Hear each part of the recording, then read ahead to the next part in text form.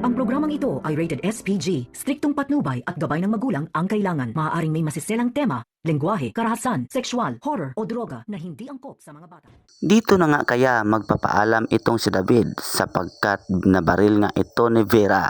Ngunit bago pa man mangyari ang lahat, tumawag pa nga itong si David sa kanyang ama na ito ngang si Rigor at nagpahiwatig nga ito. Nagpapaalam dito kay Rigor na hindi na nga raw siya makakauwi at hindi na nga raw siya makikita nitong si Rigor kahit kailan pa man.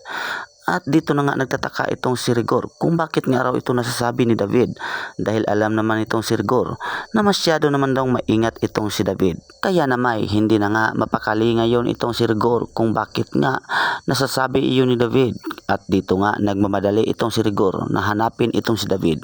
Ngunit nadatna na lamang ni Rigor itong si David, nakahandusay na lamang ito sa lupa.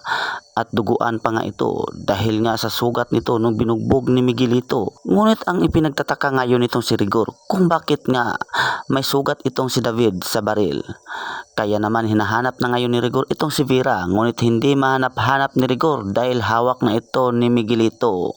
Samantala, malaking gira na nga ang harapin ng mga Montenegro at Guerrero dahil mismo nga itong si Olivia ang nagsabi dito kay Ramon kung paano nga nila gagantihan ang mga Guerrero dahil pinatunayan lamang ni Olivia ang kanyang katapatan sa mga Montenegro. At ito nga ang kahilingan ni Ramon dito kay Olivia. Kaya hindi na nga makatanggi itong si Olivia sapagkat sakim rin itong si Olivia sa kapangyarihan. Dahil sa kagustuhan rin itong si Olivia na makaupo nga bilang vice mayor.